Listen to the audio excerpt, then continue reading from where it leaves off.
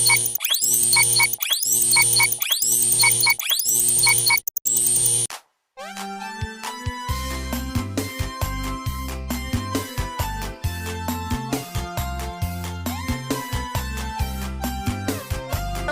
warahmatullahi wabarakatuh. Selamat siang anak-anak kelas 9A, B, C, dan kelas 9D.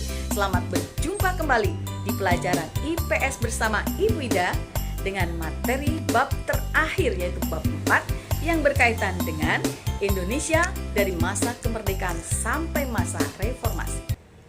Bentuk perjuangan mempertahankan kemerdekaan dilakukan dengan dua cara, yaitu politik diplomasi melalui berbagai macam perundingan seperti Linggarjati, Renville, Rumroyen, KMB, dan sebagainya, dengan kekuatan senjata untuk menunjukkan eksistensi bangsa Indonesia walaupun menghadapi resiko seperti adanya agresi militer 1 dan 2. Pasca pengakuan kemerdekaan Indonesia melalui KMB, bentuk negara kita adalah negara serikat, tidak sesuai ternyata dengan keinginan seluruh rakyat Indonesia.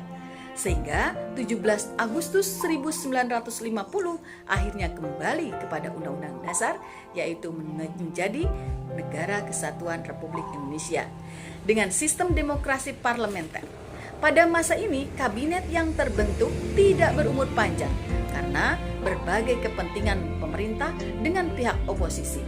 Namun, di balik itu ada beberapa prestasi seperti berhasilnya diselenggarakan KAA, Konferensi Asia Afrika, dan pemilu pertama pada tahun 1955.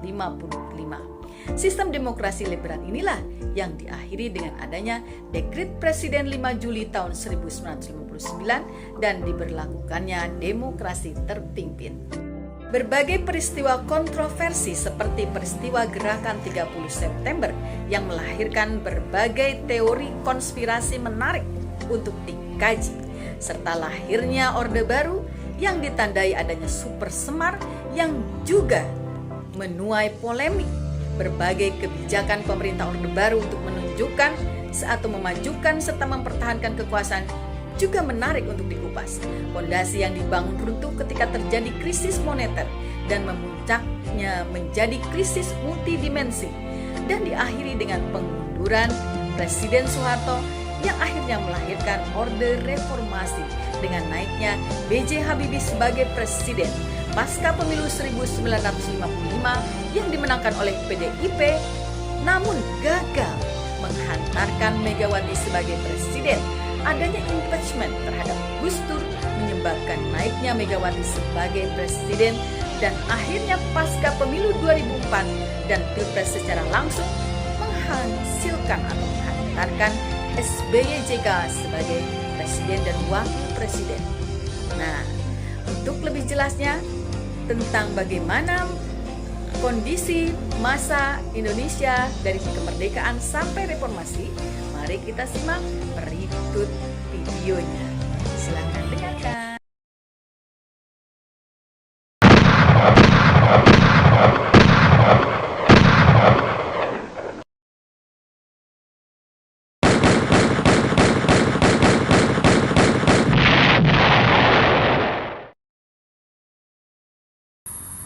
Proklamasi. Pada masa kemerdekaan ini dimulai dari proklamasi, persiapan proklamasi kemerdekaan diikuti oleh sidang dan menghasilkan sidang PPKI, yaitu diantaranya mengesahkan undang-undang memilih presiden dan wakil presiden, yaitu Insinyur Soekarno dan Muhammad Hatta sebagai wakil presiden, serta terbentuknya Komite Nasional.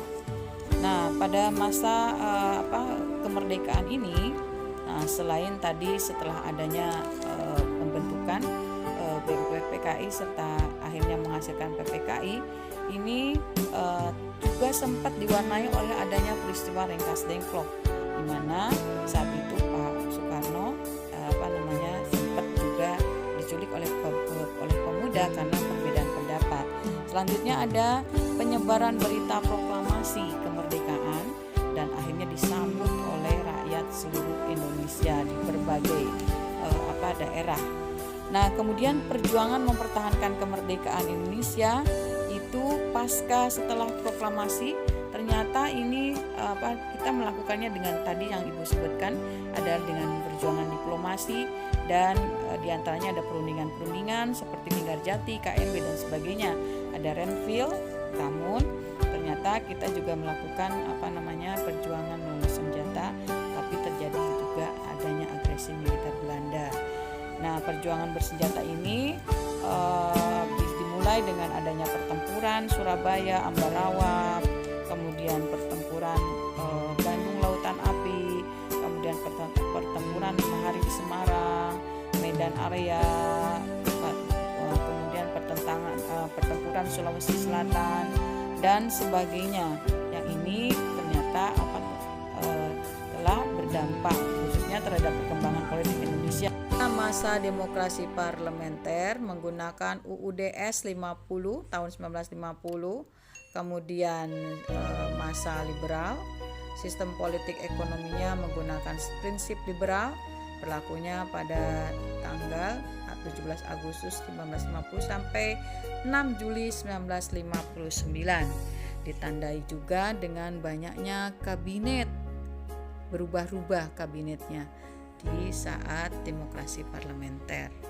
Nah, kabinet-kabinet pada masa demokrasi parlementer diantaranya Kabinet Nasir, Kabinet Sukiman, Kabinet Wilopo, Kabinet Ali Sastro Amjoyo, Kabinet Burhanuddin Harahap, Kabinet Ali Sastro Midjoyo II, dan Kabinet Juanda. Oke, selanjutnya pada masa demokrasi terpimpin tahun 1959-1965, masa ketika Indonesia menerapkan suatu sistem pemerintahan dengan keputusan pemerintah berpusat pada kepala negara. Ini berlangsung pada saat dikeluarkannya Dekrit Presiden 5 Juli tahun 59 sampai 65. Lalu bagaimana perkembangan politiknya pada zaman atau pada masa demokrasi terpimpin? Nah, ternyata terjadi persaingan partai-partai politik yang menyebabkan akhirnya pergantian kabinet terus terjadi. Dewan Konstituante tidak berfungsi melaksanakan tugasnya karena memang adanya perbedaan pandangan tentang dasar negara. Ya. Nah, ini berlangsung terus-menerus sehingga pada saat itu akhirnya 5 Juli tahun 59 Presiden Soekarno mengeluarkan dekret presiden, ya. Jadi 5 Juli tahun 1959 pelaksanaan dekret presidennya yang mencoba untuk kembali kepada Undang-Undang Dasar 45. Jadi menetapkan pembubaran konstituante, menetapkan Undang-Undang Dasar dan pembentukan MPRS. Nah, selain tadi adanya perkembangan politik tentang dekret presiden, ternyata ada penyelewengan terhadap Pancasila dan Undang-Undang Dasar 1945.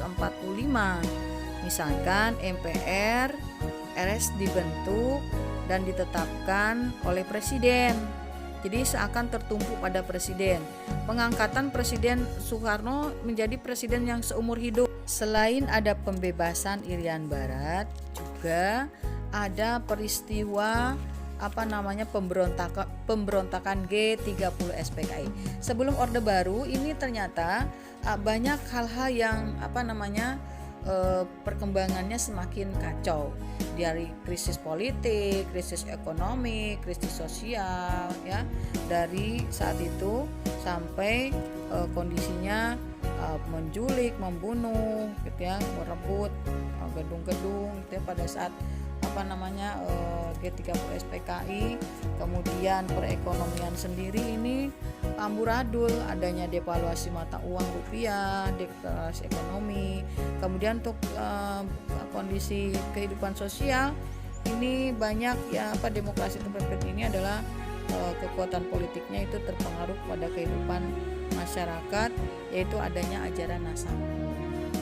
Selanjutnya pada masa Orde Baru tahun 56 sampai 1998 ini diawali dengan tumbangnya Orde Lama dan lahirnya Orde Baru. Nah, peristiwa yang menjadi tonggak lahirnya Orde Baru adalah timbulnya berbagai kesatuan aksi, kemudian adanya lahirnya tuntutan rakyat bubarkan PKI, kemudian dimisionerkan Kabinet Wikora turunkan harga, juga adanya perintah 11 Maret, dan kemudian banyak kesatuan-kesatuan aksi dari Front Pancasila itu juga ikut dalam perjuangan. Nah, pada masa Orde Baru ada upaya penataan kehidupan politik, diantaranya penataan awal itu mengeluarkan nota politik yang berisi penjelasan mengenai berbagai penyelewengan konstitusi. Kemudian adanya pemilu dan pembentukan pemerintah berdasarkan Undang-Undang Dasar 1945, penataan kembali politik luar negeri negara Indonesia menjadi anggota PBB, penghentian konfirmasi, dan kemudian pengembangan di bidang ekonomi sendiri ini melaksanakan pembangunan melalui repelita pertama, kedua, ya, dan sebagainya. Selanjutnya hasil-hasil pembangunan juga ini ya di bidang pertanian, industri, pertambangan, energi dan sebagainya pada masa Orde Baru. Di akhir Orde Baru ini kondisi politiknya menjelang pemilu 97 ini semakin memanas, akhirnya terjadinya kerusuhan di Situbondo dan sebagainya. Kemudian pada masalah penegakan hukum sudah banyak direkayasa, yang kuat itu yang menang ya. Kemudian adanya krisis ekonomi lah yang ini bukan dolar, nilai tukar rupiah mencapai 17.000 per dolarnya dan daya beli masyarakat itu semakin menurun ya. Dan akhirnya pemerintah menandatangani paket pemulihan ekonomi melalui IMF. Mengingat pada masa Orde Baru itu banyak ketimpangan, akhirnya menggugah rakyat Indonesia untuk melakukan perubahan yang disebut dengan reformasi. Dan kronologis reformasi ini diawali tanggal 25 Februari tahun 98. Para reformis membacakan pernyataan keprihatinan tentang kondisi Indonesia. Kemudian 26 Februari sekitar 3.000 mahasiswa Universitas Indonesia menggelar keprihatinan juga tentang perjuangan rakyat. 7 Februari 98 di PB ya, bahkan guru besar Airlangga Surabaya, IAIN Wali Songo, semua mahasiswa berkumpul untuk melakukan gerakan reformis itu dengan menguasai gedung DPR dan MPR. Nah, kemudian perkembangan politiknya akhirnya melakukan sidang istimewa istimewa MPR 98 yang merupakan sidang untuk menetapkan langkah pemerintah dalam melaksanakan reformasi, lalu adanya otonomi daerah, kemudian pencabutan pembatasan terhadap partai politik ya, jadi ada banyak.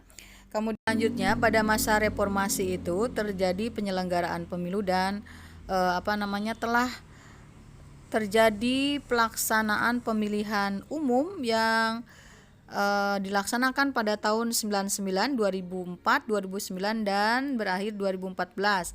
Berbeda dengan pemilu pada masa Orde Baru yang hanya diikuti oleh 3 partai. Nah, pada pemilu pada masa reformasi ini diikuti oleh banyak partai. Meskipun diikuti banyak partai politik, pemilu pada masa reformasi berlangsung dengan aman tertib pada tahun 2004 dan kemudian selanjutnya cara melaksanakan itu benar-benar berbeda.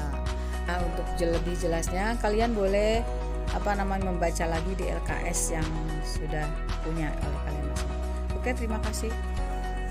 Nah, setelah kalian menyimak video tadi, akhirnya dapat disimpulkan bahwa Indonesia ternyata mengalami perkembangan dari masa ke masa, mulai dari kemerdekaan sampai reformasi. Perkembangan itu perkembangan apa? Yaitu politik, sosial, budaya, ekonomi dan sebagainya. Akhirnya tugas yang akan Ibu sampaikan, kalian hanya mengisi Google Form yang akan Ibu nanti share di WA.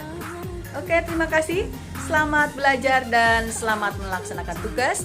Dari Ibu Billahi Taufiq wal Hidayah. Wassalamualaikum warahmatullahi wabarakatuh.